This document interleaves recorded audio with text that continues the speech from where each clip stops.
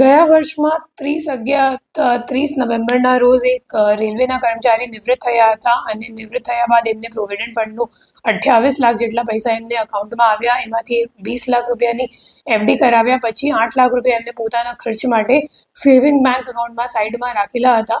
અને ત્યારે એમને એક કોલ આવ્યું અને સામેથી એમ કહેવામાં આવ્યું કે અમે લોકો એ રિજનલ રેલવે મેનેજરની ઓફિસથી બોલી રહ્યા છીએ અને તમને એક ઓટીપી આવશે અને તે ઓટીપી તમને આપશો તો પછી તમારો પેન્શન એક્ટિવેટ થઈ જશે.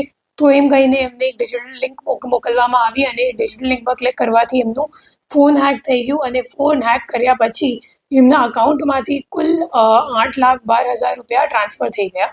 અને આ બાબતની એફઆઈઆર અહીંયા સાયબર ક્રાઇમ પોલીસ સ્ટેશનમાં નોંધવામાં આવી હતી.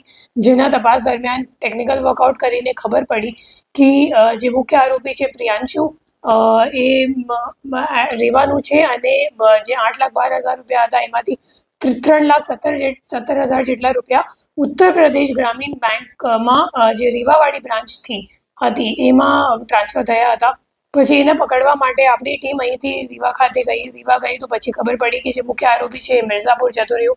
પછી આ ઓપરેશન લાંબુ ખેંચાઈ ગયું અને અઠવાડિયા સુધી આ ઓપરેશન ચાલ્યું, જેમાં મુખ્ય આરોપીને મિર્ઝાપુરથી ઝડપી પાડીને પૂછપરછ કરવામાં આવી અને પૂછપરછ દરમિયાન આ મામલો સામે આવ્યો કે રીવામાં એક ભાડાના મકાનથી એક આખી સાયબર ક્રાઇમની મોટી રેકેટ ચાલી રહી છે.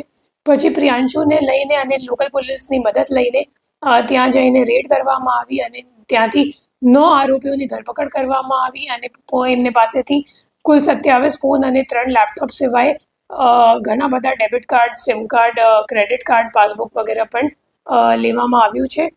અને આરોપીઓ પાસેથી કુલ 391 જેટલા અકાઉન્ટની વિગત મળી આવેલ છે, જેમાં 119 એનસીસીઆરપી કમ્પ્લેન્ટ્સ નોંધાયેલ છે અને ટોટલ જે ફ્રોડનો આંકડો અત્યાર સુધીમાં સામે આવ્યું છે 19 કરોડ 24 લાખ જેટલું છે.